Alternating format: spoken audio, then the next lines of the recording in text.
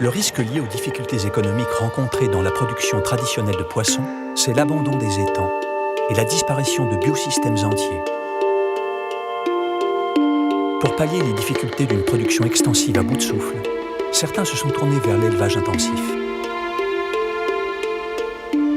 Depuis presque 10 ans, Pascal Fontaine travaille au pôle recherche de l'Université de Nancy sur la production de perches en circuit fermé.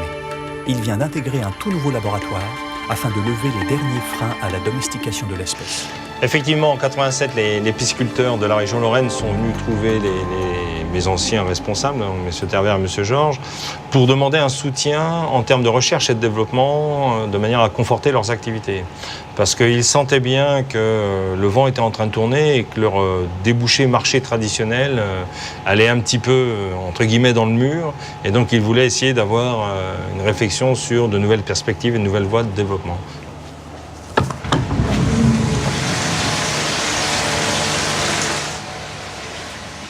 Les perspectives, elles sont très importantes et l'originalité de cet outil, c'est qu'on va pouvoir élever et travailler sur n'importe quelle espèce de poisson d'eau douce, parce qu'on ne travaillera que sur des poissons d'eau douce, depuis des milieux d'eau froide, avec des espèces type salmonidés, jusqu'à des espèces tropicales, puisque dans ces salles, on pourra avoir une eau à n'importe quel moment de l'année qui pourra varier entre 4 et 30 degrés. Et ceci, on pourra travailler donc sur n'importe quelle espèce et n'importe quel stade de développement, sur des juvéniles en phase de grossissement ou sur des reproducteurs en cycle de reproduction, mais également dans les structures d'élevage larvaire sur des animaux au premier stade de développement.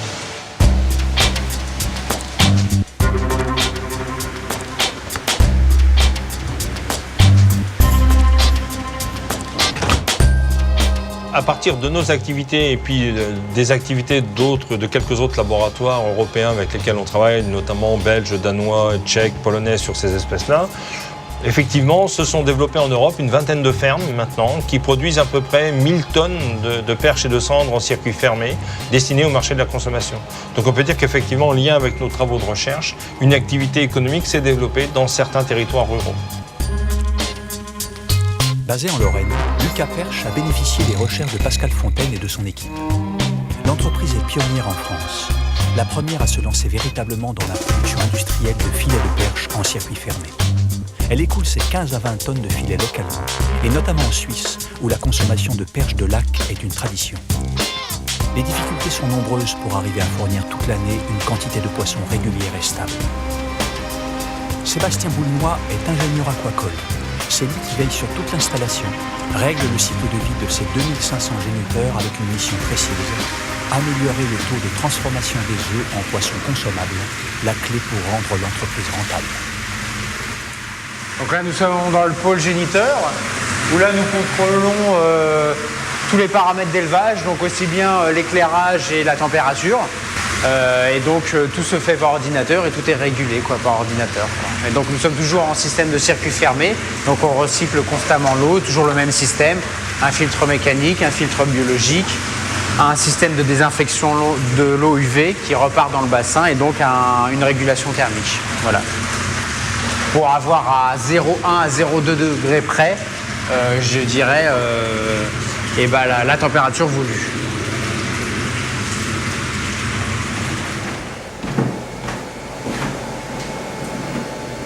Donc ici, on est au poste de travail de commandement de l'ensemble des process de fabrication et notamment des géniteurs. Donc. Alors l'idée, c'est un poisson, en fin de compte, pond seulement au printemps. Et donc l'idée, effectivement, d'un point de vue industriel, c'est d'avoir une production constante et en permanence de production de poissons pour que ça soit viable économiquement. Et donc l'idée, c'est d'être capable de faire pondre le poisson à n'importe quel moment de l'année. Et donc pour cela, effectivement, on a reproduit des saisons dans différents circuits qui permet en fin de compte d'avoir tous les 3-4 mois une nouvelle bande de production et donc à avoir un flux constant de production de poissons et d'avoir un produit effectivement donc disponible toute l'année. Par exemple, si on prend le bac numéro 3 qui lui doit pondre cet été, effectivement, on demande une température de 6 degrés, on a bien 6 degrés dans le circuit et donc ça, ce sont des poissons qui sont en pleine maturation ovocytaire, donc en pleine gamétogénèse. Et donc qui vont pondre en fait en plein été alors que normalement le poisson pond au début de printemps. Donc ça c'est quelque chose qui n'existe pas dans le milieu naturel, quoi. On désaisonnalise le poisson.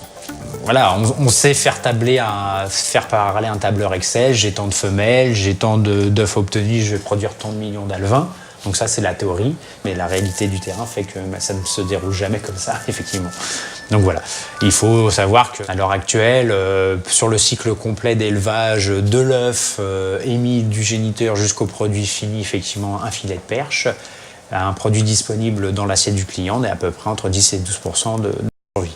Donc si demain on arrive effectivement à déverrouiller tous ces verrous biologiques et à résoudre toutes les problématiques de terrain, les objectifs à atteindre effectivement c'est d'être au moins au minimum à 50% de taux de survie de l'œuf jusqu'au produit commercialisable, quoi.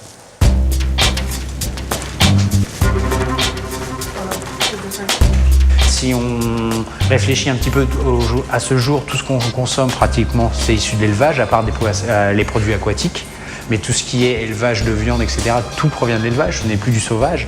Donc on a tout intérêt maintenant à tout ce que les produits aquatiques prennent le pas de l'élevage et remplacent les produits issus des milieux naturels, puisqu'on le sait pertinemment que de plus en plus les stocks s'effondrent et de plus en plus les stocks diminuent, que ce soit en mer ou en étang ou en lac, les contextes sont les mêmes. Donc nous, on croit beaucoup au développement de l'aquaculture et de toute façon, c'est une filière qui depuis 30 ans présente des taux de croissance annuels réguliers à échelle planétaire de plus 8, plus 10%. Donc avec les productions de volailles, ce sont vraiment les filières de développement les plus importantes. Et ce développement va se poursuivre parce que de toute façon, les produits aquatiques ont déjà une très bonne image auprès des consommateurs. Des aliments, on peut considérer que ces produits sont des alicaments, donc c'est très sain pour la santé. Par exemple, dans notre laboratoire, des gens travaillent sur l'utilisation des acides gras polyinsaturés pour prévenir des maladies neurodégénératives, c'est un exemple.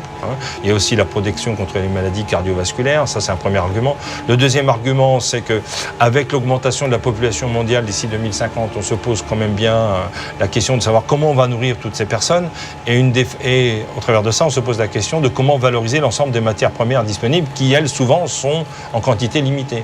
Et produire du poisson, c'est beaucoup plus performant, ou des produits aquatiques, beaucoup plus performant que de produire, par exemple, des mammifères, où les rendements de transfert vont être de 1 pour le poisson. 1 kg d'aliments, on va produire globalement 1 kg de poisson, de manière simplifiée, alors qu'il va falloir 7 à 8 kg d'aliments pour produire du mammifère, par exemple. Troisième argument extrêmement important, c'est qu'il existe aussi des surfaces en eau extrêmement disponibles. Il y a 75% d'eau à la surface de la planète.